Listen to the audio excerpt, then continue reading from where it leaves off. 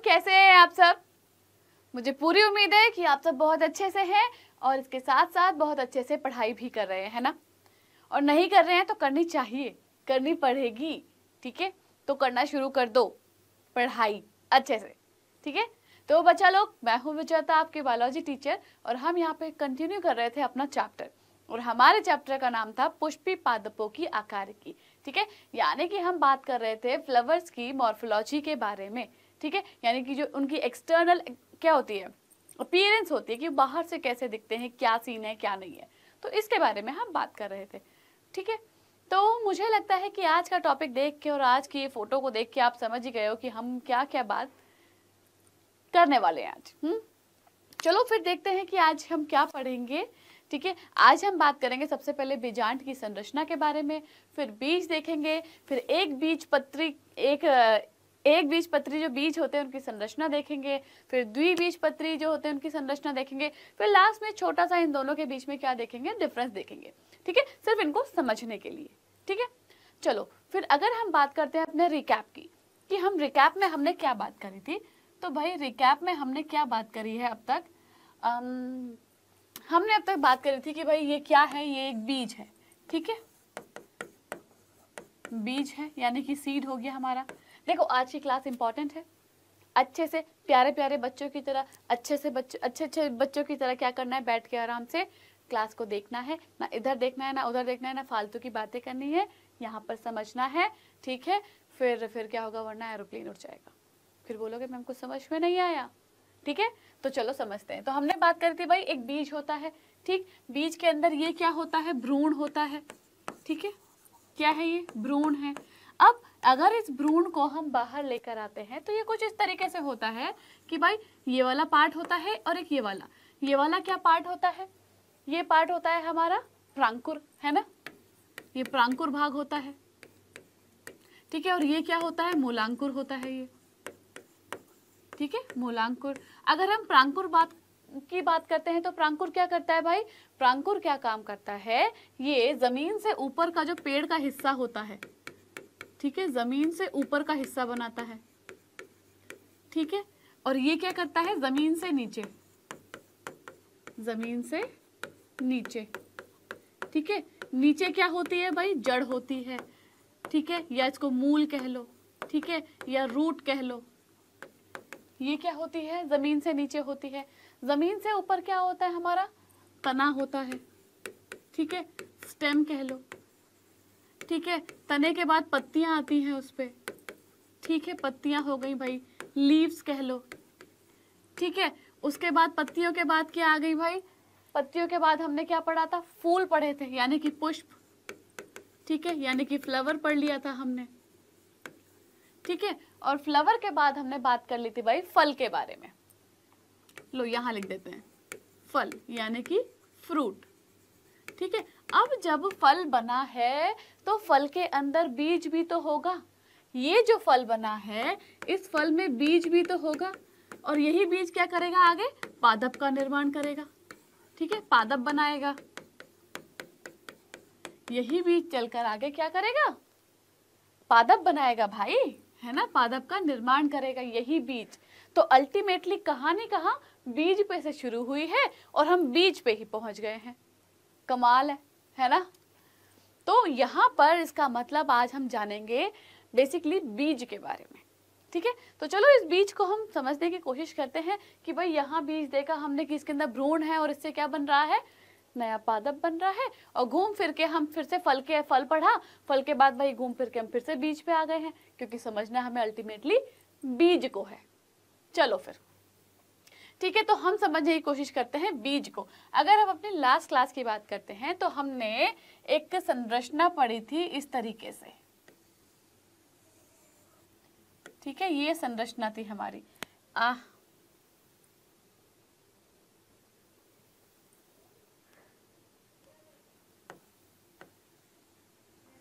ऐसे करके इस तरीके से हमने ये स्ट्रक्चर को देखा था, ठीक है?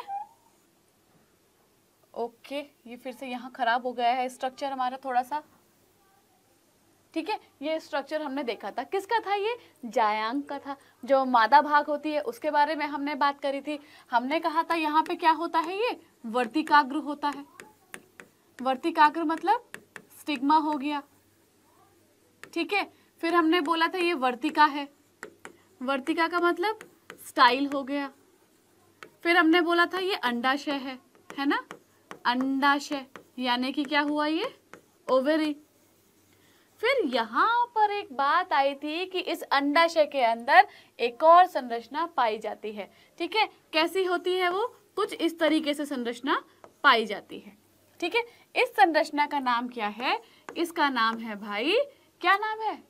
जल्दी से कमेंट में बताओ कि इस संरचना का नाम क्या है, जिसको भी मालूम है फटाफट से बता दो क्या है, वरना मार लगेगी सबकी, ठीक है। तो ये संरचना थी बीजांड, ठीक है। ये क्या संरचना थी हमारी? बीजांड थी।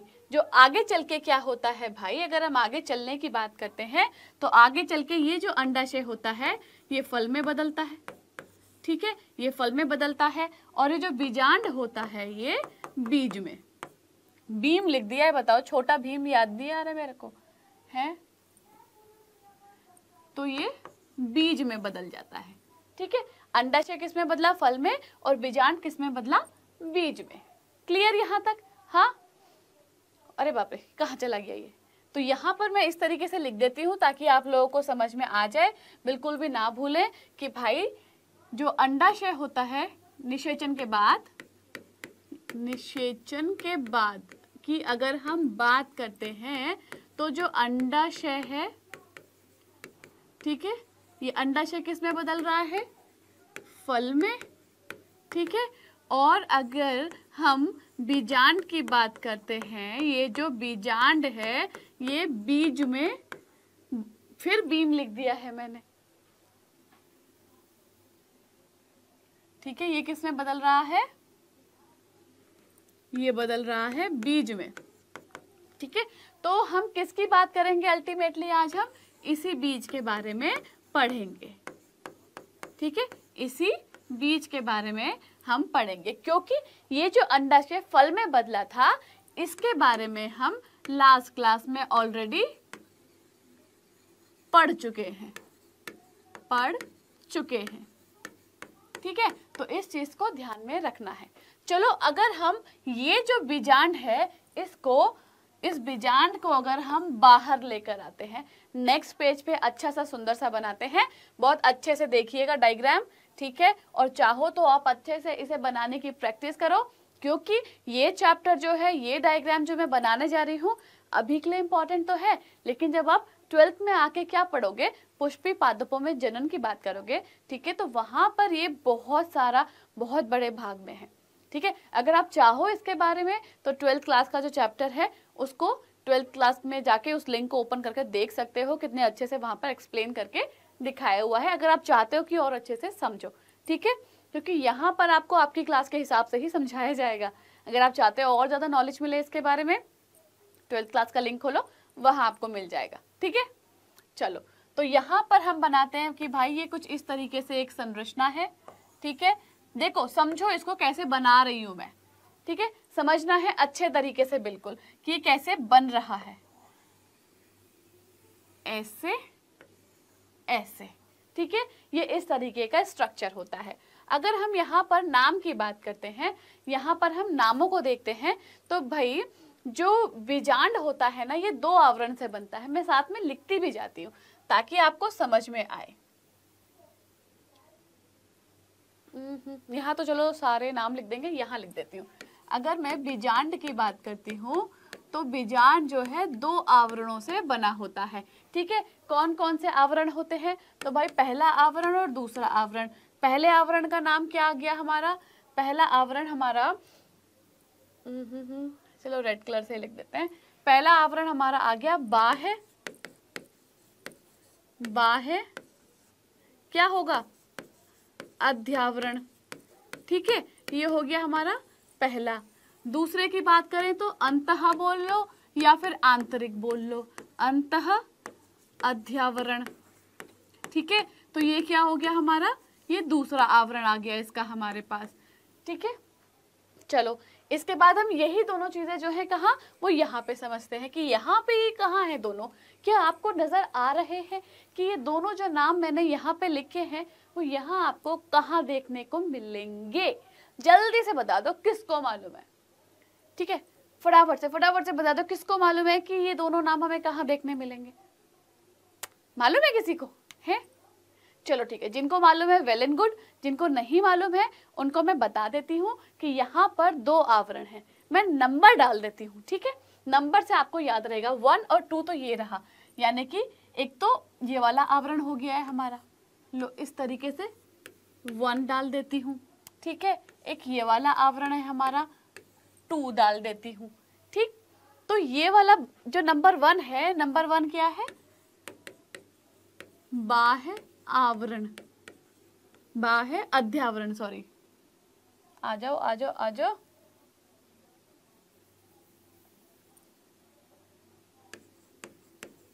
अध्यावरण, ठीक है। और दूसरा क्या बताया? अंतः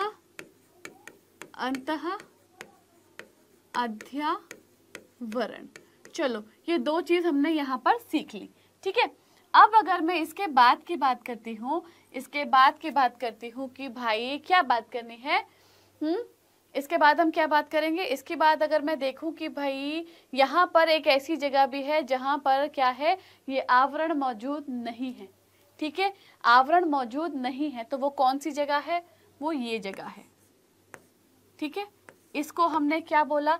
इसको बोलेंगे हम बीजांड द्वार, ठीक है, जो नंबर 3 हो गया हमारा, ठीक है, नंबर 3 यानी कि बीजांड द्वार, और ठीक है, चलो ये बीजांड द्वार हो गया। इस बीजांड द्वार जो है इसको क्या बोलते हैं? माइक्रोपाइल भी बोलते हैं, ठीक। इसके बाद अगर हम बात करें, इसके बिल्कुल अपोजिट में एक खाली जगह है, ठीक है, ये वो जगह है जहां पर देखो ये आवरण नहीं है, ठीक है, ये वो जगह है जहां पर आवरण नहीं है, ठीक है, क्योंकि ये आवरण पूरा यहाँ तक आ रहा है, ये आवरण पूरा यहाँ तक आ रहा है, यहीं पे आवरण नहीं है, इसका नाम है बीजांड द्वार, ठीक। अब इस बीजांड द्वार के बिल्कुल अपोजिट में यहाँ पर ये जो जगह है ये खाली जगह है, ठीक है, ये क्या है? खाली जगह है, जिसको हम नंबर 4 डाल रहे हैं।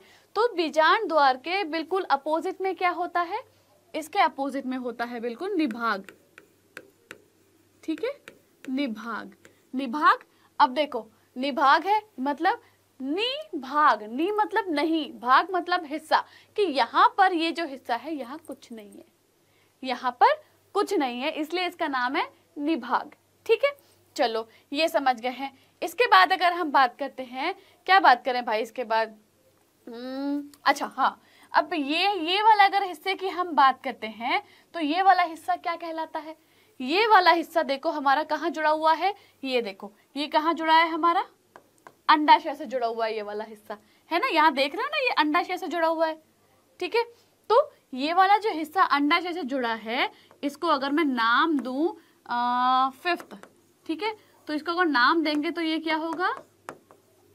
बीजांड न्यास, ठीक है, बीजांड न्यास, ठीक है, ये हमारा 5वां हिस्सा हो गया। अब इस बीजांड न्यास के ऊपर छोटी सी एक संरचना पाई जाती है, कुछ इस तरीके से, ऐसे करके, ठीक है, ये एक संरचना पाई जाती है। इस संरचना का नाम क्या है? इसको देते हैं हम नंबर 6, ठीक है। इस संरचना का नाम क्या है? ये कहलाता है भाई नाभिक। क्या कहलाया ये? नाभिक कहलाया, ठीक है। चलो अब ये सब तो हो गया, लेकिन ये जो बीच में यहाँ बच गया हमारा नंबर 7, ये जो नंबर 7 बच गया है, ये क्या है? ये कहलाता है बीजांड काय, ठीक है। क्या कहलाएगा ये हमारा? बीजांड काय कहलाएगा, ठीक है। तो ये हमारा हो गया है पूरा एक स्ट्रक्चर, ठीक है। किसका स्ट्रक्चर है? ये इसका, बीजांड का, ठीक है। हम क्योंकि बीजांड की संरचना पढ़ रहे हैं ना, तो ये जो है पूरा, ये जो अंडाशय के अंदर ये जो बीजांड पाया जाता है, ठीक है, जो बाद में किस में बदल जाता है? बाद में ये बदल जाता है बीज में, ठीक है। तो ये क्या है? हम इसी के बारे में पढ़ रहे हैं, क्योंकि इसकी संरचना के बाद हमको बीज के बारे में पढ़ना है, ठीक है। चलो आगे बढ़ते हैं, मतलब इसी संरचना के बारे में और जानते हैं। ठीक, अब यहाँ पर क्या होता है कि भाई हम बात कर रहे हैं कि यहाँ पर क्या हो रहा है, भ्रूण का निर्माण होता है, हम ये जानते हैं। ठीक, चलो कौन सा कलर उठाएं, कौन सा, चलो ग्रीन उठा लेते हैं। ठीक है, चलो अब हम क्या बात कर रहे हैं कि भाई हमें मालूम है कि यहाँ पर क्या हो रहा है, भ्रूण का निर्माण हो रहा है, लेकिन भ्रूण का निर्माण वो भी यहाँ पर कैसे? क्योंकि हमने तो ये पढ़ा था कि भैया क्या है इसके अंदर, कि इसके अंदर क्या होता है, भ्रूण होता है इसके अंदर, हमने ये बात करी है, हमें ये मालूम है। ठीक है, लेकिन यहाँ पर भ्रूण का निर्माण कैसे? तो चलो थोड़ा सा देख लेते हैं कि भाई आपकी क्लास के हिसाब से ही समझते हैं, बस थोड़ा सा, ज्यादा नहीं समझेंगे। ठीक है, जितना आपकी बुक में बताया गया है अभी फिलहाल उतना ही समझेंगे हम। तो यहाँ पर क्या होता है, यहाँ पर होती हैं कोशिकाएं। ठीक है, यहाँ पर होती हैं कोशिकाएं। कैसी होती हैं कोशिकाएं? अगर मैं कोशिकाओं की बात करती हूँ, ठीक है, अगर मैं कोशिकाओं की बात करती हूँ तो भाई 7 कोशिका होती हैं, 7 कोशिका हैं और 8 केंद्रक हैं यहाँ पर। ठीक है, और ये दोनों मिलके क्या कहलाता है, ये दोनों मिलके कहलाता है भ्रूण पोष। ठीक है, भ्रूण पोष कहलाता है ये दोनों मिलके। तो ये देखते हैं कि चलो ये कोशिकाएं हमको कहाँ पे मिलेंगी, ये हमको मिलेंगी भाई 1, 2 और 3 कोशिका यहाँ मिल गई, क्योंकि हमारे पास 7 कोशिका हैं। 1, 2, 3, उफ, अभी भी 1 कोशिका रह गई है। तो कोई मुझे बताएगा कि वो 1 कोशिका कहाँ आएगी? ठीक है, और अगर 7 कोशिका आ जाएंगी तो 8 केंद्र, ये तो बहुत ही नाइंसाफी है। 7 कोशिका और 8 केंद्रक, कैसे भाई, कैसे? तो चलो इसको भी समझते हैं कि भाई यहाँ पर 3, यहाँ पर 3 और बीच में इस तरीके से 1, तो ये क्या हो गई, हमारी 7 कोशिका हो गई हैं। ठीक है, लेकिन लेकिन लेकिन लेकिन लेकिन इसकी बात अगर आती है भाई, केंद्रक की बात आती है, तो केंद्रक को अगर हम जाने तो भैया 1 केंद्रक, 2 केंद्रक, 3, 4, 5, 6, उप्स, फिर से 6, 2 केंद्रक तो अभी भी रह रहे क्योंकि यहाँ पर 8 है, तो कितने केंद्रक होंगे यहाँ पर? तो भाई ये दोनों केंद्रक, एक यहाँ मिलेगा हमको और एक यहाँ मिले, अरे आजा रे आजा, क्या नाराजगी है? ठीक है, तो 2 केंद्रक हमको यहाँ पर ऐसे मिल जाएंगे। करेक्ट, बिल्कुल समझ में आ रहा है कि मैं क्या बोल रही हूँ? कि 7 कोशिकीय और 8 केंद्रकीय संरचना इसके अंदर मिलती है, जिससे कि भ्रूण बनेगा। ठीक है, ये नहीं होगा तो भ्रूण भी नहीं बनेगा, याद रखना है बिल्कुल हमको। तो भाई यहाँ पे एक बात जान लो कि बीजांड में क्या आता है, हमें मालूम है कि बीजांड बीज में बदल रहा है। ठीक है, और जो भ्रूण के अंदर की संरचना होती है वो कहाँ से आती है, हम यहाँ पर ये डिस्कशन कर रहे हैं कि इस भ्रूण के अंदर की संरचना है वो कहाँ से आती है। तो फिर भाई यहाँ पर जो नीचे 3 कोशिका है ना, यहाँ जो नीचे 3 कोशिका है, इन तीनों कोशिका में से एक कोशिका, कौन सी, ये वाली कोशिका, देखो इसको रेड कलर से मैं बना देती हूँ, ये वाली कोशिका जो होती है यही क्या करती है, निर्माण करती है।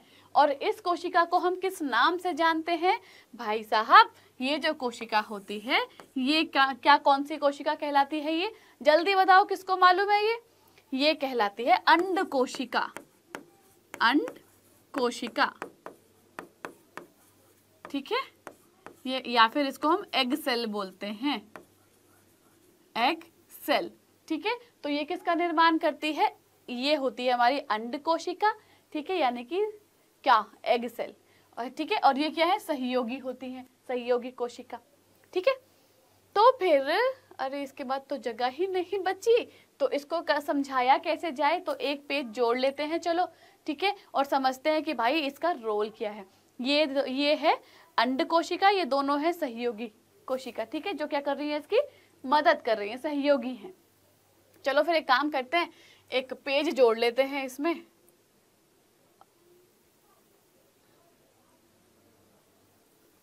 चलो एक पेज जोड़ते हैं।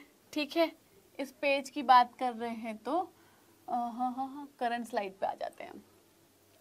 चलो अब जब बात आती है परागण की, ठीक है, अगर जब परागण की बात आती है, मतलब कि जब निषेचन की बात आ रही है, जहां पर क्या हो रहा है, जहां पर क्या हो रहा है भाई, परागण की क्रिया हो रही है, परागण क्रिया, यानी कि कहीं से जो पराग कण है वो उड़कर आ गए हैं, ठीक है, क्या हो गए हैं, पराग कण जो है वो उड़ के आ गए हैं, मतलब क्या कि वो जो मादा भाग है उसके वर्तिका पे आ गए हैं। कहाँ आ गए हैं, कहाँ पर आ गए हैं, वर्तिका पे आ गए हैं, ठीक है, वर्तिकाग्र, सॉरी वर्तिकाग्र, यानी कि स्टिग्मा पर आ गए हैं और वहां पर आके क्या हो गए हैं, चिपक गए हैं।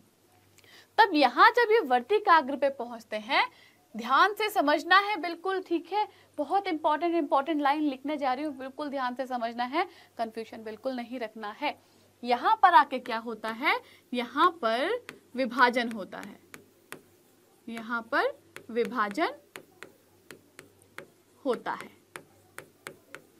ठीक है, ठीक है जी, यहाँ पर लो विभाजन हो गया है, ठीक है, विभाजन हो गया है, तो भाई यहाँ पर क्या है, 2 कोशिकाएं बनती हैं, यहाँ पर 2 कोशिका बनती हैं, पहली होती है कायिक कोशिका, ठीक, और दूसरी हो गई जनन कोशिका, जनन कोशिका, ये 2 कोशिकाओं का निर्माण हो गया यहाँ पर, ठीक है, 2 कोशिकाएं यहाँ पे बन गई हैं। तो अब क्या होगा कि भाई अब यहाँ पर जो नलिका का निर्माण होगा वो होगा कायिक कोशिका की वजह से। ये जो कायिक कोशिका है ये क्या करेगी, नलिका का निर्माण करेगी, ठीक है, कहाँ पर निर्माण करेगी, ये जो है, ये देखो यहाँ पर एक नलिका का निर्माण हो जाएगा, ठीक है। चलो ये स्ट्रक्चर यहाँ पे बना के दिखा देती हूँ कि बार बार वरना आप बोलोगे पेज बदलना पड़ रहा है। इस तरीके से, उफ,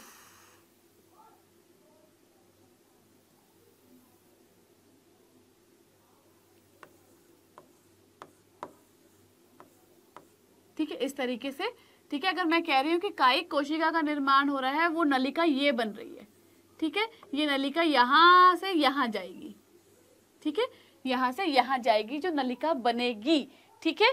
इस कायिक कोशिका की वजह से क्या बन रही है, इसकी वजह से यहाँ पर नलिका का निर्माण हो रहा है, ठीक है, क्या हो रहा है, नलिका का निर्माण हो रहा है, ठीक है। और दूसरी बात कि ये जो जनन कोशिका है, इस जनन कोशिका से क्या हो रहा है, 2 नर युग्मक का निर्माण, ठीक है। जनन से ही समझ लो ना कि वो रिप्रोडक्शन का काम कर रही है, ठीक है। और कायिक क्या होता है, वेजिटेटिव, यानी कि ये कुछ ऐसा ही स्ट्रक्चर बना रहा होगा। जनन का मतलब हो गया जहां पर रिप्रोडक्शन का कुछ काम हो रहा होगा, तो यहाँ पर 2 नर युग्मक बन गए और कायिक कोशिका से नलिका बन गई, ठीक है। चलो ठीक है, इतना समझ में आ गया। फिर क्या हुआ, यहाँ जो ये 2 नर युग्मक बनेंगे, ये दोनों ही कैसे होंगे, अगुणित होंगे, ठीक है, अगुणित होंगे, यानी कि n, ये दोनों क्या हैं, अगुणित होंगे, ठीक है। चलो ठीक है, ये भी समझ में आ गया। अब भाई साहब क्या होगा कि कौन सा कलर उठाएं, चलो ब्लू उठा लेते हैं।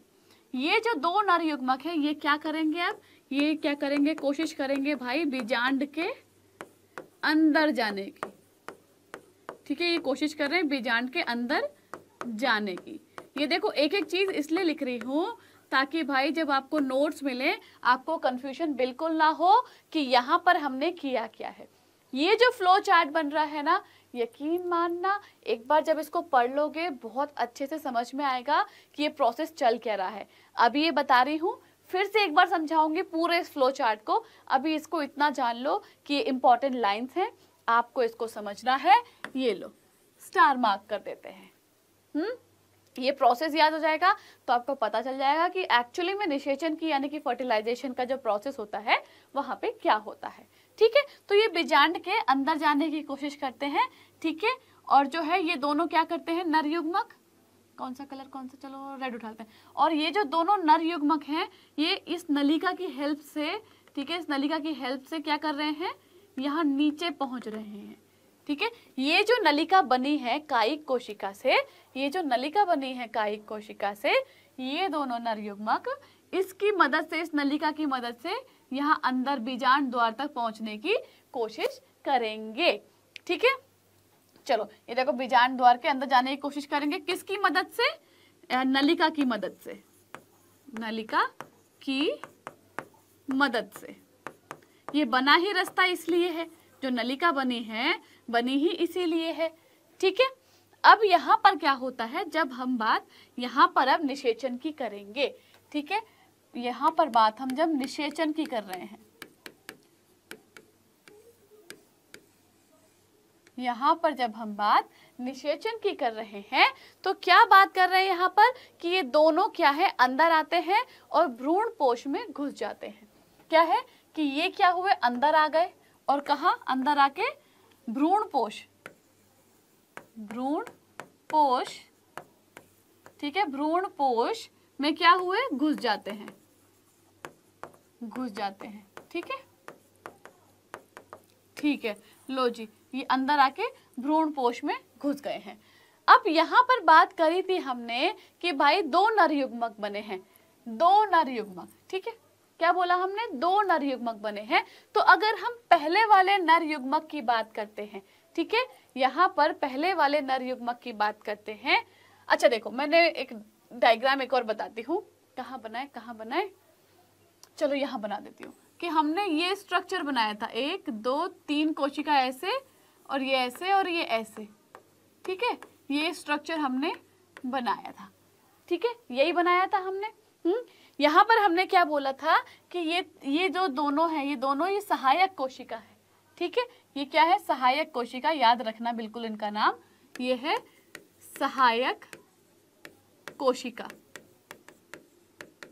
ठीक है, सहायक। और ये वाली जो थी ये क्या थी, ये क्या थी हमारी अंड कोशिका, ये थी हमारी अंड कोशिका या फिर एग सेल। लो इसको लाल कलर से दिखा देते हैं हम। ठीक है, ये जो रेड कलर से हमने जिसको दिखाया है यही हमारी मेन हीरोइन है, इसका याद रखना। सारा काम जो है इसी का है, क्योंकि पिक्चरों में क्या होता है भाई, सारा काम मेन हीरोइन का होता है। तो यहाँ पर हमारी जो हीरोइन है, ये पूरी पिक्चर इसी के ऊपर बेस्ड है आज की हमारी। ठीक है, तो इसका मेन काम है भाई अंड कोशिका यानी कि एग सेल के बारे में हम बात कर रहे हैं। तो ये जो हीरोइन है हमारी, इसको याद रखना है। दूसरा, इसका जो नाम है वो याद रखना है, ये नाम है ध्रुवीय कोशिका। ठीक है, क्योंकि ये ध्रुव में है, बीच में, ध्रुवीय कोशिका, द्वितीयक कोशिका भी कहते हैं इसको। ठीक है, द्वितीयक कोशिका भी कहते हैं इसको। और ये कैसी होती है, ये हमारी द्विगुणित होती है, यानी कि 2n हो गई है। कैसी है ये, द्विगुणित है। और ये जो पूरा स्ट्रक्चर है, ये क्या है, पूरा स्ट्रक्चर भ्रूण पोष, भ्रूण पोष कहलाता है। ठीक है, ये पूरा स्ट्रक्चर भ्रूण पोष है। तभी मैंने कहा कि जो नलिका की मदद से कहा भ्रूण पोष में घुस रहे हैं। ठीक है, ये नलिका यहां से ये आई और ये क्या है हमारा भ्रूण पोष, भ्रूण पोष है ये। ठीक है, तो इस नलिका की मदद से जो नर युग्मक है इस भ्रूण पोष में घुस रहे हैं और ऐसे यहाँ पर ये स्ट्रक्चर है इसके बीच में। ठीक है, तो अगर बात हम यहाँ पर इस पहले नर युग्मक की कर रहे हैं, क्योंकि यहाँ पे दो नर युग्मक बने हैं ना, तो अगर हम पहले नर युग्मक की बात करते हैं तो पहला नर युग्मक क्या करेगा, देखो जो पहला नर युग्मक है, पहला नर युग्मक, युग्मक, अरे युग्मम लिख रही हूं मैं, युग्मक, जो पहला नर युग्मक है वो क्या करेगा, वो जाके किसके साथ मिल जाएगा, पहला नर युग्मक किसके साथ संलयित हो जाएगा, ये जो यहाँ पर अंड कोशिका है ये यहाँ घुसेगा।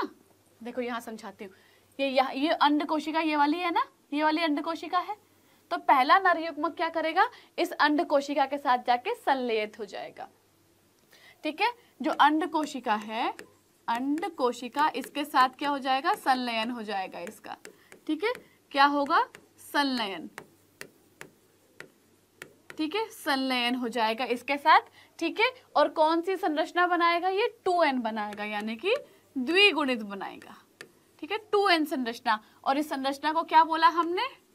युग्मनज बोला, यानी कि जायगोट। ठीक है, क्या बोला हमने इसको? जायगोट बोला।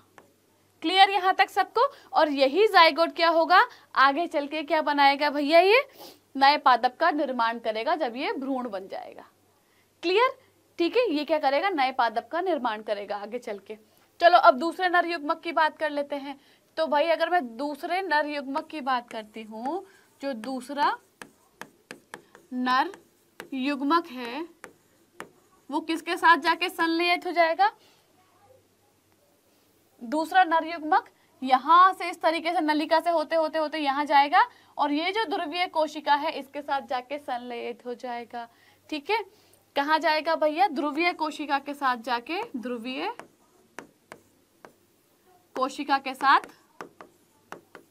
इसका क्या हो जाएगा? संलयन हो जाएगा। संलयन, संलयन हो जाएगा और क्या बना देगा? ये 3n स्ट्रक्चर बनाएगा, 3n संरचना बनाएगा।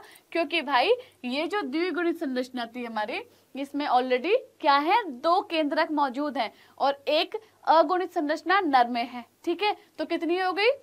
3, यानी कि 3। ये क्या कहलाएगी भाई? ये कहलाएगी हमारी 3, क्या कहलाएगी? जल्दी बताओ, इसका नाम क्या होगा? त्रिगुणित। ठीक है, त्रिगुणित। ये क्या हो जाएंगे? त्रिगुणित हो जाएंगे। ठीक है, त्रिगुणित संरचना हो जाएगी ये। ठीक है, जो क्या होती है? ये भ्रूणपोष होती है, भ्रूणपोषी, भ्रूणपोष। ठीक है, ये क्या काम करता है? भ्रूणपोष का काम करता है। और इसी के आधार पे क्या होता है, हमें पता चलता है, जो भ्रूणपोष होता है, ये जो त्रिगुणित संरचना होती है, इसी के आधार पे हमें पता चलता है कि जो बीज है वो क्या है? एक बीजपत्री है या द्विबीजपत्री है। तो इसी के बेसिस पे होता है। ठीक है, क्योंकि पहले ने तो क्या कर दिया भाई? पहले ने तो क्या किया? पहले ने तो आगे चल के भैया जायगोट बना दिया ना, युग्मनज बना दिया। जो दूसरा नर युग्मक था उसी के आधार पे पता चलेगा हमको कि भाई ये एक बीजपत्री है या द्विबीजपत्री है। क्लियर यहां तक? बड़ी मेहनत लगी है समझाने में, मना मत कर देना कि नहीं समझ में आया है। इतने अच्छे से तो कोई भी नहीं बताएगा आपको लिख लिख कर। ठीक है, तो इस पेज को अच्छे से समझ लेना। ठीक है ना? चलो आगे बढ़ते हैं। उम्मीद तो करती हूँ कि यहाँ तक आपको बिल्कुल अच्छे से समझ में आ गया होगा और कहीं भी गलती नहीं करोगे। चलो आगे बढ़ते हैं। चलो अब बीज को जान लेते हैं। तो बीज के बारे में जब हम बात कर रहे हैं तो निषेचन के बाद बीजांड से बीज बन जाते हैं। ठीक है, हमने बता दिया है। बीज प्रायः एक बीजावरण तथा भ्रूण होता है। ठीक है, भ्रूण में एक मूलांकुर होता है, भ्रूणीय अक्ष होता है, एक अथवा 2 बीजपत्र। एक कब? जब गेहूं या मक्का है, और 2 कब? जब चना या मटर है, तब होते हैं बीजपत्र। ठीक, चलो ओके, यहाँ तो कुछ नहीं था ऐसा। यहाँ पर सिर्फ इतनी सी बात है कि भैया बीज के बारे में जब हम बात कर रहे हैं कि भाई बीज से क्या है, क्या कि निषेचन का बीजांड से बीज बनता है, जो हमने देख लिया है। एक बीजपत्र और 2 बीजपत्र होते हैं। किसके आधार पर होते हैं? हमने ये भी बात कर ली है कि भाई इसी भ्रूणपोष की वजह से पता चलता है। ठीक है, चलो यहाँ भी कुछ नहीं है, आगे बढ़ो भाई। चलो अब हम बात करते हैं द्विबीजपत्री की। ठीक है, द्विबीजपत्री की अगर हम बात करते हैं तो यहाँ पर हम देखेंगे कि बीज की बाहरी परत जो होती है उसको हम बीजावरण कहते हैं, बीज आवरण। ठीक है, यानी कि बीज का आवरण। ठीक है, क्या है? बीज का आवरण है ये। ठीक, चलो अब बीजावरण की 2 सतह होती हैं। ठीक है, बाहरी को बीजचोल कहते हैं और भीतरी को टेगमेन कहते हैं। चलो इसको भी समझ लो आप कि ये है क्या। चलो फिर समझ लेते हैं इसको भी, देरी किस चीज की है ना? यहां समझा देते हैं। चलो ठीक है, अब मैंने क्या बोला था, मैं डायग्राम बना के फिर से समझाती हूँ। देखो यहाँ पर कि ये इस तरीके से एक संरचना थी। ठीक है, ऐसे करके। अब हम क्या बोल रहे हैं यहाँ पर कि जो बीजावरण होता है, यानी कि इसका जो आवरण है, इसकी क्या है? हमने बोला कि इसकी क्या है? 2 सतह हैं, बीजचोल बाहरी और भीतरी टेगमेन। ठीक है, तो भाई अगर मैं बोलूं कि ये वाली जो संरचना है ये बाहरी है, ठीक है, ये क्या है, बाहरी है, ठीक है, बाहरी बोल लो या बाह्य बोल लो, ठीक है, ये है। और जो दूसरी है, दूसरी क्या है, ये है, ये क्या है, ये आंतरिक बोलो, चाहे इसको आंतरिक बोल लो, ठीक है, अंतः बोल लो, ठीक है, या फिर क्या बोल लो इसको, भीतरी, ठीक है, कुछ भी बोल लो। तो ये क्या है, दो आवरण है इसके, हमने यही अभी बात करी है। तो भैया इसके अनुसार क्या हो रहा है कि ये जो बाहरी है, यानी कि जो बाह्य क्या है, आवरण है, ये क्या कहलाता है, ये कहलाता है, क्या कहलाता है, ये क्या करता है भाई, ये क्या कहलाता है, ये कहाँ गया, हम इस बीज चोल, ठीक है, क्या कहलाया, ये बीज चोल कहलाया, ठीक है, ये कहलाया बीज चोल, ठीक है। और ये जो अंदर वाला है, ये अंदर वाला भीतरी जो है, ये टेगमेन कहलाया, ठीक है, ये क्या कहलाया, टेगमेन, ठीक है, क्या कहलाया, टेगमेन, या फिर अंतः चोल भी बोल सकते हो इसको, या फिर अंतः चोल भी बोल सकते हैं इसको। देखो कुछ भी आ जाए ना, ये कुछ भी आ जाए, इनमें से कंफ्यूजन बिल्कुल नहीं रखना है। ये सारी चीजें क्या है, एक ही है, अंतः चोल, आंतरिक, अंतः भीतरी, टेगमेन, ये सारी चीजें एक हैं, ठीक है। अब ये जो है हमारा, ये इसको बाह्य चोल बोलते हैं, या बीज चोल बोल लो, इसको बाह्य चोल भी बोल सकते हैं, या फिर इसको बीज चोल भी बोल सकते हो, ठीक है। तो कंफ्यूजन बिल्कुल नहीं रखना है, ओके। चलो अब यहाँ पर क्या होता है, निषेचन के बाद जो क्या बोलते हैं, निषेचन के बाद क्या होता है भाई, जो बीज के ऊपर आवरण बनता है, ठीक है, जो बीज के ऊपर, निषेचन के बाद बीज के ऊपर जो आवरण बना, ठीक है, बीज के ऊपर जो आवरण बनता है उसे हम क्या बोलते हैं, बीज चोल या बाह्य चोल, ठीक है। निषेचन के बाद बीज के ऊपर जो आवरण बन गया उसको हमने बीज चोल बोल दिया या बाह्य चोल बोल दिया, ठीक है। चलो एक मिनट, कहाँ गया, हाँ हाँ हाँ हाँ,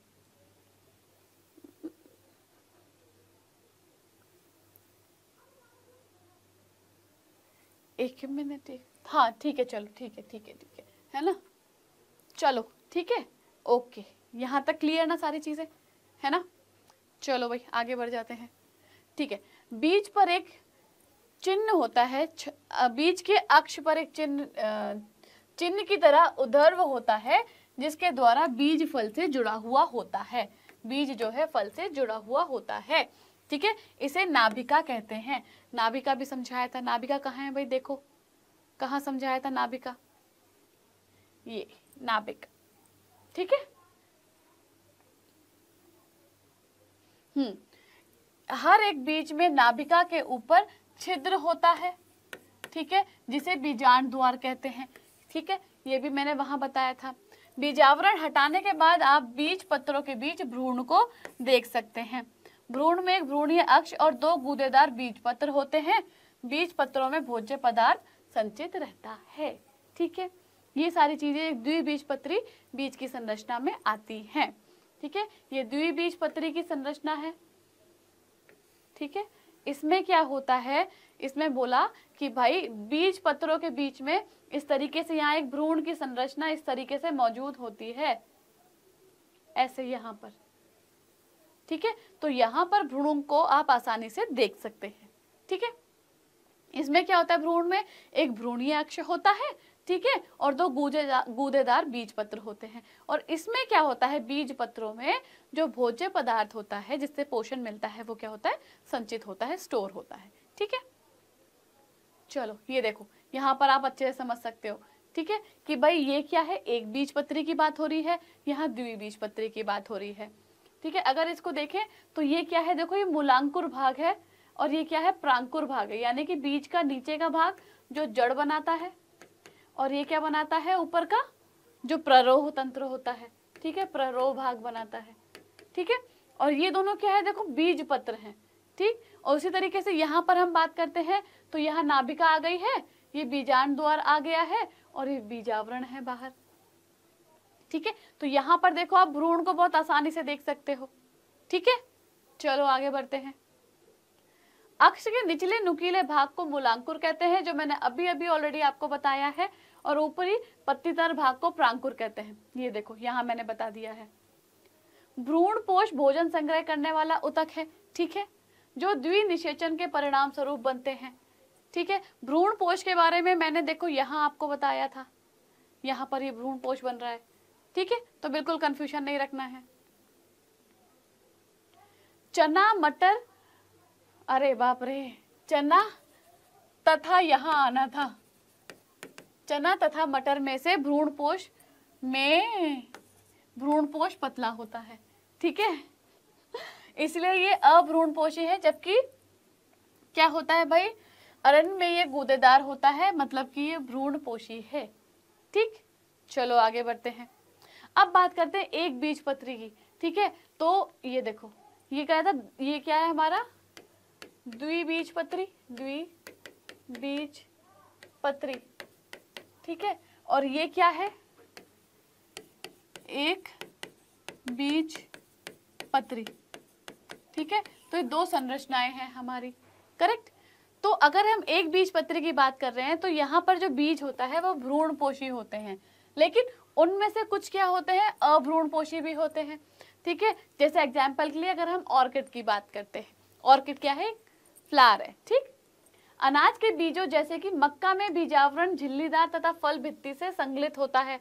ठीक है, अब जो मक्का है, ठीक है, अगर आप मक्के को क्या बोलते हैं, क्या करते हैं, अगर मक्के की बात कर रहे हैं तो मक्का क्या है, मक्के को आप क्या बीच में से तोड़ोगे तो क्या दोनों को इक्वल सा नजर आएगा, नहीं आएगा। ठीक है, वहीं अगर आप मटर है, मटर के दाने को तोड़ोगे तो इक्वल भागों में क्या हो जाएगा, वो दोनों तरफ एक सा दिखाई देगा, और बीच में कुछ क्या होता है, कुछ बीच में आपको छोटे सा बीज भी नजर आता है। वो बीज क्या होता है, वो यही होता है।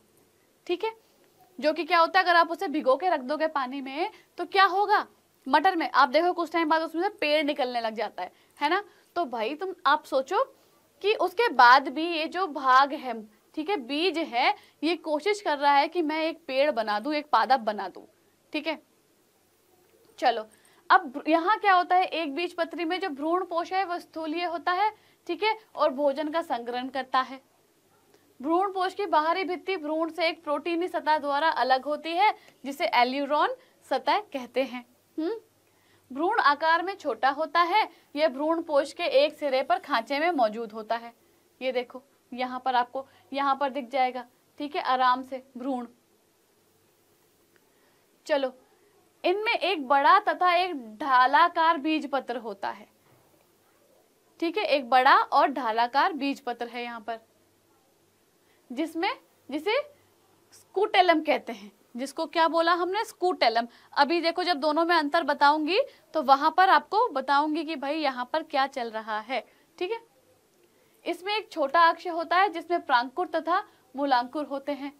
प्रांकुर तथा मूलांकुर एक चादर से ढके हुए होते हैं, जिसे क्रमशः प्रांकुर चोल तथा मूलांकुर चोल कहते हैं। देखो यहाँ पे समझो, यहाँ समझाती हूँ।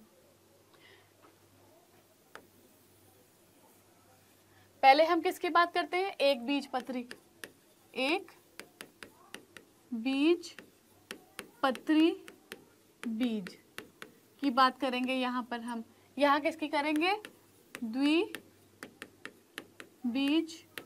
पत्री बीज। ठीक है, इसकी बात करेंगे। चलो ठीक है, अब इसके अंतर को समझते हैं। अब एक बीज पत्र यानी कि नाम से ही बता रहा है कि भाई यहाँ क्या है, यहाँ पर एक बीज पत्र मौजूद है।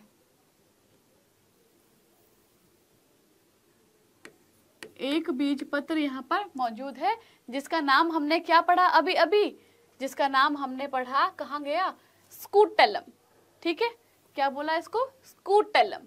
यहाँ पर क्या होता है भाई, स्कूटेलम, स्कूटेलम, हाँ स्कूटेलम। ठीक है, यहाँ पर क्या है, स्कूटेलम है।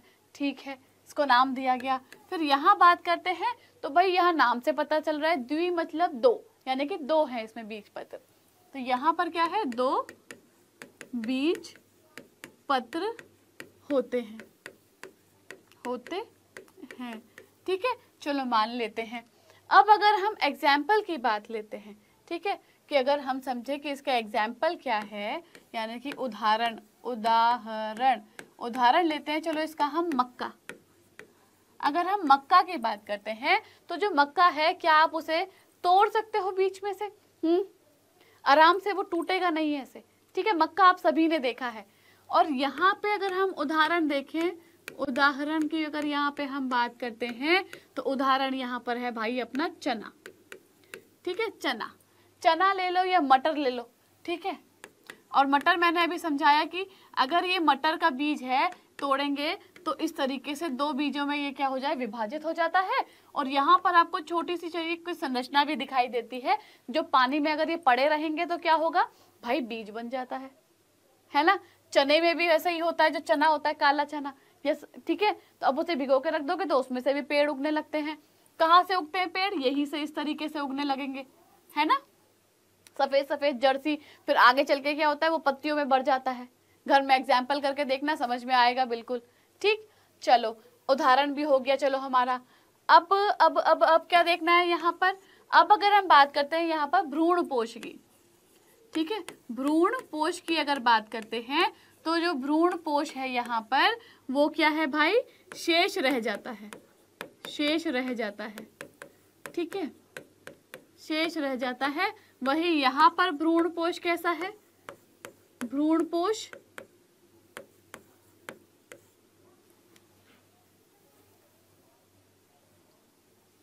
यहाँ पर अगर हम भ्रूणपोष की बात करते हैं, वो अनुपस्थित है,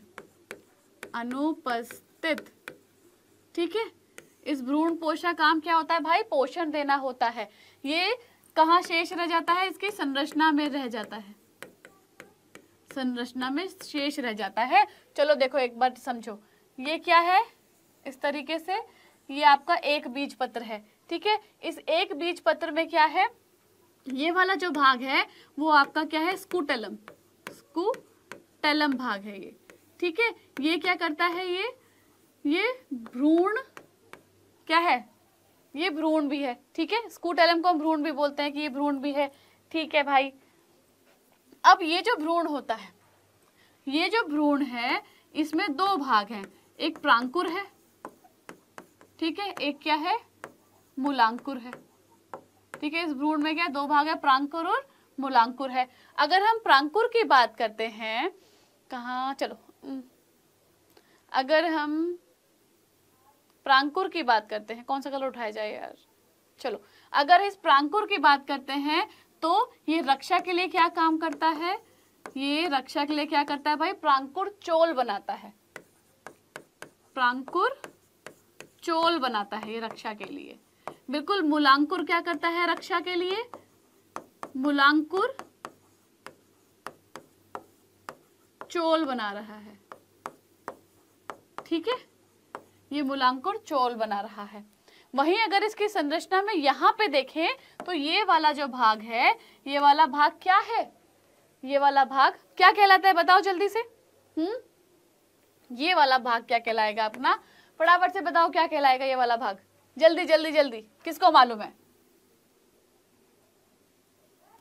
तो ये वाला भाग आपका भ्रूणपोष है, ठीक है। क्या है, भ्रूणपोष, भ्रूणपोष भाग है ये, जो क्या होता है, छोटा होता है, ठीक है, जो क्या होता है, छोटा होता है, ठीक है। वहीं अगर इसकी संरचना बनाते हैं हम, छोटा नहीं होता है छोटा नहीं होता है, रबड़ कहाँ गई, जो छूट जाता है, ठीक है। ये क्या होता है, छूट जाता है, ये छूट जाता है। चलो छोड़ो, इसको नहीं लिखते यहाँ पे,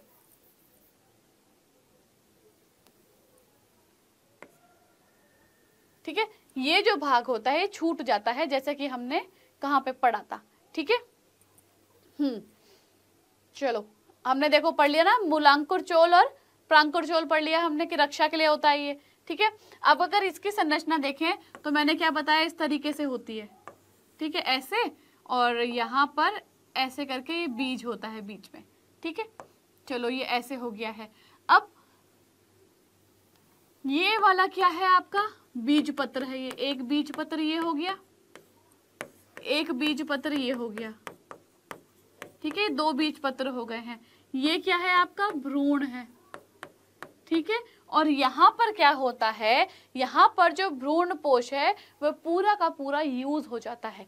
यहाँ पर ये भ्रूण पोष क्या है, रह गया, ठीक है। यहाँ पर ये भ्रूण पोष रह गया, यहाँ पर जो भ्रूण पोष है वो पूरा का पूरा इस्तेमाल हो गया, इसीलिए यहाँ पर ये अनुपस्थित है और इसीलिए यहाँ पर ये शेष है। क्लियर यहाँ तक?